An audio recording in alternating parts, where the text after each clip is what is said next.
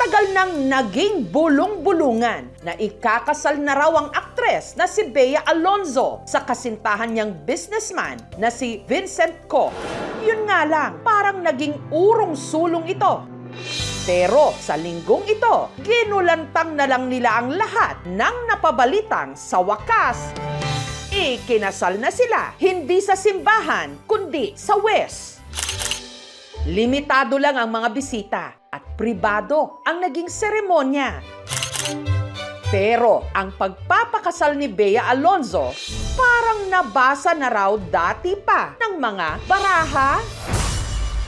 Taong 2021 kasi, sa kanyang vlog, nagpabasa si Bea sa tarot o tarot reader na si Nikki Vizcara. Meron kayo iniisip na lalaki, very pleasing naman yung aura. Yung connection nito sa life mo, itong lalaki na to is sa pera, sa business. Gusto mo nang mag-relationship. Yan yung sinasabi nito. You're longing for someone na... For life. For life. Forever. The forever. The hashtag forever. Tanong, ikakasal pa ba ako? 4 cards. Si Miss Bea. Ay, nakita ko may magkahawak ng kamay. Later on pa nga, civil yung una eh. Anong-ano na? Civil? Oo, hindi ka church. Pero bongga naman yung maging kasal mo and marriage life after. Ito yung mapapangasawa mo. Bakit Meaning, po sobrang love tinebo? ka. Matanda na. Mature na kasi siya. Mature siya mag-isip and love niya is true. Fast forward 2026, parang nagkatotoo ang mga sinabi ng tarot cards dahil si Bea ikinasal na kay Vincent Co.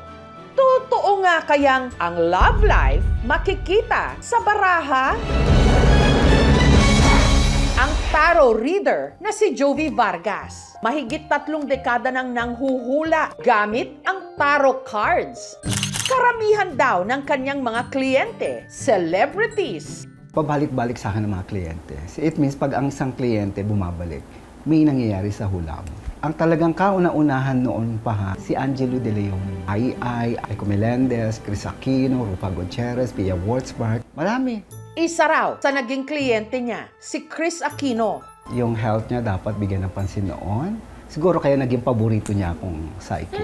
Ako nakahula kay Ay niya. Sabi ko noon sa kanya na, Ay, ang mapapangasawa mo, para siyang moreno na mukhang Hapon. Bata ito eh. Pero makikilala mo siya, yun talaga magiging partner mo. Pero, syempre, may mga issue na maaaring pagdaanan, na maaaring maghiwalay. Nangyari yung mga prediction ko kay Pokwang Lo. Magiging love life mo, foreigner, galing sa ibang bansa. At magkakaanak ka pa ng isang babae.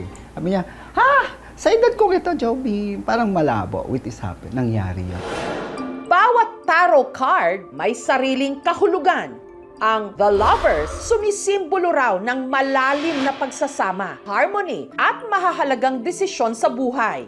Ang The Sun naman, sumasagisag di mano ng lakas, positibong enerhiya at tagumpay. Samantalang ang Ace of Pentacles, itinuturing na senyales ng oportunidad, tagumpay sa karera at kasaganaan sa pananalapi. Kung ang lover kasama ito, saka ito, that is total happiness. Ito naman yung hindi ko gustong card.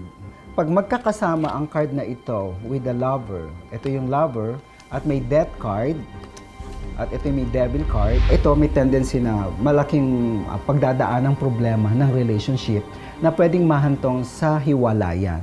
Isa sa mga nahulaan din daw ni Jovi, ang football player at dating miyembro ng Philippine Azkals na si Misa Bahadoran at ang businesswoman na si Riza Sison na kumonsulta raw sa kanya sa magkaibang pagkakataon taong 2018. Actually, kinakabahan ako kasi it's my first time.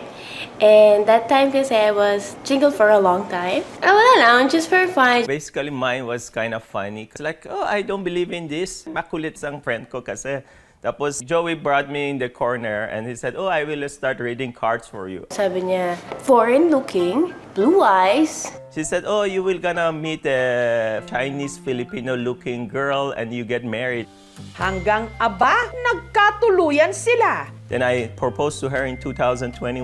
Then when we were engaged, we were planning to look for the lucky day for our marriage. And Riza was like saying, oh, meron ako fortune teller. Gusto mo punta dyan, tapos we will see the lucky number for our marriage. I said, who is this? I remember, I said, oh, I'm the fortune teller. Your friend, di ba, ganito. I said, oh, hey, how are you, Jovin? And then my wife said, oh, this is the fortune teller that She talks to me. Nabasa rin daw ng mga baraha ni Jovi kahit pa ang mga magiging anak nila. Joey kasi told us we will have first a daughter. But then the second one I said, hey love, Joey cannot be that accurate anymore. And then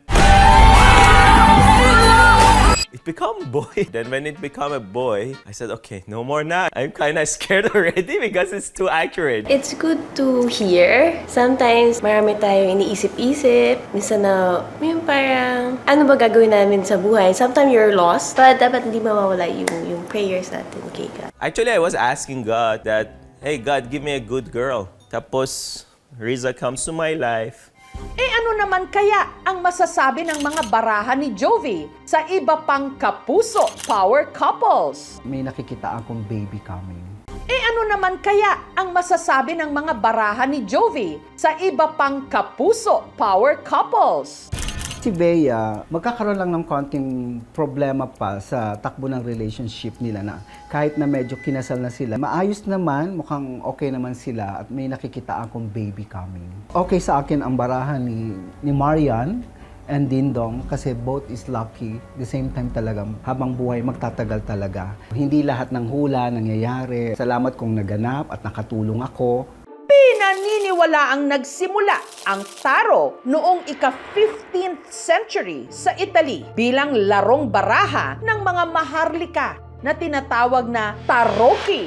Kalaunan, iniugnay ito sa mysticism, occultism at panghuhula. Ito rin ang panahon ng tinatawag na enlightenment. Ang rason ay mga tao pa rin ay humahanap ng kahulugan. At dahil diyan, gumagawa sila ng iba't ibang mga paraan upang makatiyak kung anong mangyayari. At gumagamit sila ng tarot bilang gabay. Bago pa man dumating ang tarot sa Pilipinas, mayroon ng kaugalian ng mga Pilipino sa paghingi ng gabay sa spiritual. Pero ang original na takbuhan ng mga nagpapahula saan pa kundi sa Quiapo, sa Maynila. Dito, ang mga tarot reader, kanya-kanyang setup ng kanilang mga lamesa. Susubukan nila magpahula.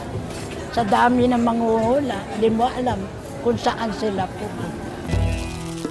Isa sa kanila si Romy na 33 taon nang ito ang racket. Ang madalas daw isang guni sa kanyang baraha. Tinatanong, o kaya mahal ba talaga ako? Kung soulmate sila, o kaya kung sila ay destiny. Kung maling relasyon, siyempre sinasabihan ko, hindi tama yung relasyon yan. Itigil nyo yan. Kasi once hindi nyo tinigil, may karma yan. Pero hindi na raw ganun karami ang mga kliyente nila. Ibig sabihin ng baka ng Karamihan kasi, hindi na rito nagpupunta para magpabasa ng baraha. Online na. Pero maswerte at sa araw na ito, may nagpabasa ng baraha kay Romy, ang may bahay na si Gina. Mahal na mahal ba ako ng asawa ko? lahat ng gusto ng lalaki na bibigay mo, yung moral support, magagawa mo. Kaya mahal na mahal na mahal. Gano'n po katotoo yung sinabi niya tungkol sa asawa niya, ma'am? Yung mapagmahal sa asawa, masikaso sa mga anak, sa asawa. Ginagawa ko yun. Pero ang simbahang Katolika may paalala sa mga tumatangkilik sa tarot reading. Ang tarot reading, pagpapahula ay tinututulan ng simbahan. Hindi pabor dyan ng simbahan. Kasi yan ay ilabag doon sa unang commandment. Ang unang commandment, thou shalt not have other gods before me. So ibig sabihin, ang Diyos ang makapangyarihan, ang Diyos ang pwede makaalam ng lahat at nakakaalam talaga ng lahat. Uncle ko pare kasi hindi naman pwedeng idaan natin lahat sa hula. Mas naniniwala pa rin ako sa Diyos. Huwag masyadong nakarely ang mga tao sa panguhula. Siguro guide lang naman ako. Search ko lang kasi nandito ako sa Quiapo dahil naniwala ko sa milagro ng Nazareno, Santo Niño, Mama Mary. Ang panghula kasi guide lang yan eh.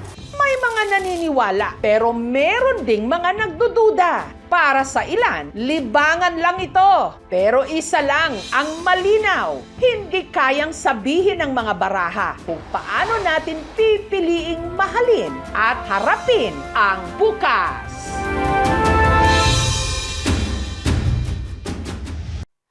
Thank you for watching, mga kapuso. Kung nagustuhan niyo po ang videong ito, subscribe na sa GMA Public Affairs YouTube channel. And don't forget to hit the bell button for our latest updates.